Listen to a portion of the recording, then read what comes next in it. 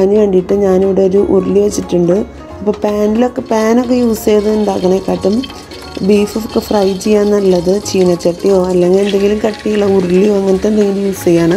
അതാകുമ്പോൾ നന്നായി ഫ്രൈ ആയി നല്ല ഡ്രൈ ആയിട്ട് വരും. പാനിനെക്കാട്ടും ടേസ്റ്റും ഉണ്ടാവും അതിലൊക്കെ ചെയ്യുമ്പോൾ. അപ്പോൾ ഞാനിവിടെ സവാള ചേർത്ത് കൊടുത്തിട്ടുണ്ട്. ഇനി അതിൽ കുറച്ച് കറിവേപ്പിലയും കൂടി ആഡ് ചെയ്ത് കൊടുക്കുക. എന്നിട്ട് നന്നായി വഴറ്റിയെടുക്കുക.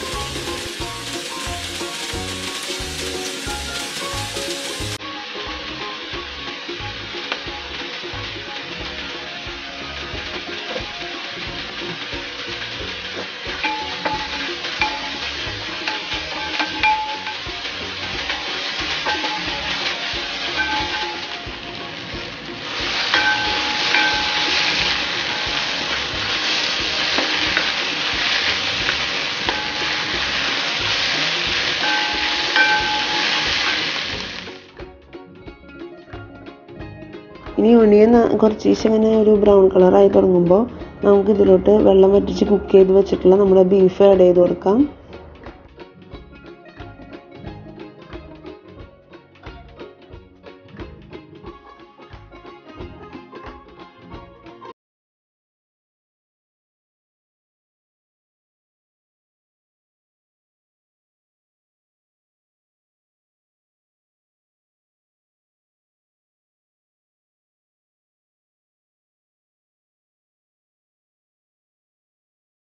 ബീഫ് നമ്മൾ ആഡ് ചെയ്ത് കൊടുത്തതിന് ശേഷം കുറച്ചും കൂടി വെളിച്ചെണ്ണ നമുക്ക് ഇതിലോട്ട് ആഡ് ചെയ്ത് കൊടുക്കാം.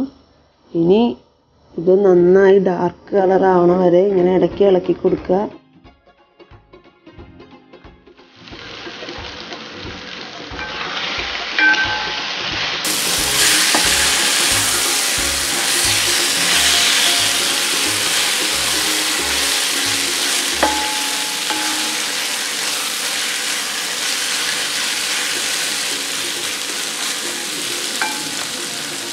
അപ്പോൾ ഇങ്ങനെ ഡ്രൈ ആയി വരുന്നുണ്ട്. നന്നായി ബ്ലാക്ക് ആയി തുടങ്ങി. നമുക്ക് വെയിറ്റ് ചെയ്യാം.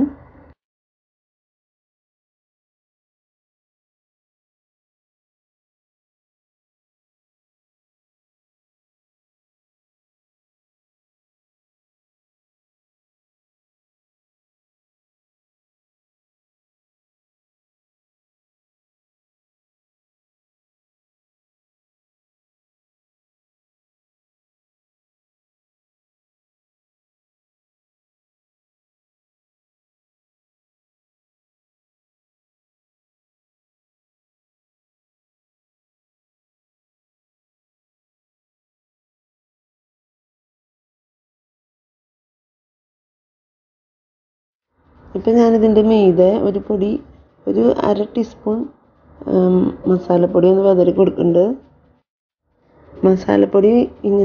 മസാലപ്പൊടി ഇട്ട് കൊടുത്തതിൻ്റെ കൂടെ തന്നെ ഞാൻ കുറച്ചധികം കറിവേപ്പിലയും കുറച്ച് ഗ്രീൻ ചില്ലിയും കട്ട് ചെയ്തതും ആഡ് ചെയ്ത് കൊടുക്കുകയാണ്. നല്ല സ്മെല്ലിന് വേണ്ടിയിട്ടാണ്. നമ്മൾ ഹോട്ടലുകളിൽ നിന്നൊക്കെ ബീഫ് ഫ്രൈ വാങ്ങിക്കുമ്പോൾ കണ്ടിട്ടില്ലേ, അതിൻ്റെ മീതെ ഗ്രീൻ ചില്ലിയും കറിവേപ്പിലയൊക്കെ കുറേ അവരിങ്ങനെ ഇട്ടിട്ടുണ്ടാവും. അപ്പോൾ അത് തുറക്കുമ്പോൾ തന്നെ പച്ചമുളകിൻ്റെയും വേപ്പിലയുടെ ഒക്കെ നല്ല മണം വരും.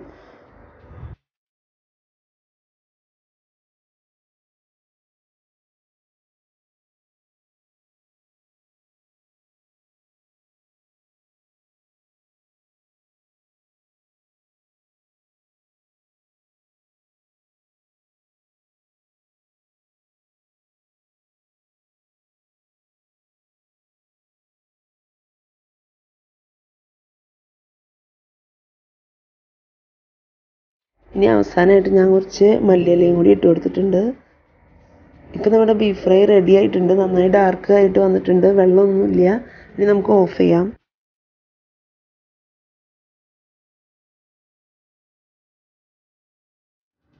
ഇത് പാനാണെന്ന് വെച്ചാൽ ഇങ്ങനെ അടിയിൽ ഈ മസാലയൊന്നും ഇങ്ങനെ പറ്റി പിടിക്കില്ല. പക്ഷെ ഉരുളി ആയതുകൊണ്ടാണ് ഇങ്ങനെ പറ്റി പിടിച്ചിട്ടുള്ളത്. പക്ഷെ ആ മസാലയ്ക്ക് ഭയങ്കര ടേസ്റ്റാണ്. ആ മസാല നമ്മൾ ആ ചട്ടിയിൽ നിന്ന് വെടിയിച്ചെടുത്തിട്ട് അതും കൂടി ഇതിൻ്റെ കൂടി ഇട്ട് ഇളക്കണം. ആ മസാലയ്ക്ക് ഒരു സ്പെഷ്യൽ ടേസ്റ്റാണ്. അടിപൊളിയല്ലേ കാണാൻ? അപ്പോൾ എല്ലാവരും ട്രൈ ചെയ്ത് നോക്കണം. കാണാൻ മാത്രമല്ല തിന്നാനും നല്ല ടേസ്റ്റാണ്. എല്ലാവരും ട്രൈ ചെയ്ത് നോക്കുക. വീഡിയോ ഇഷ്ടമായെങ്കിൽ ചാനൽ സബ്സ്ക്രൈബ് ചെയ്യാൻ മറക്കരുത്. ലൈക്ക് ചെയ്യുക, ഷെയർ ചെയ്യുക. എന്തെങ്കിലും അഭിപ്രായങ്ങളുണ്ടെങ്കിൽ അത് എഴുതുക. അപ്പോൾ അടുത്തൊരു വീഡിയോ ആയിട്ട് വരുന്നവരേക്കും എല്ലാവർക്കും ബൈ.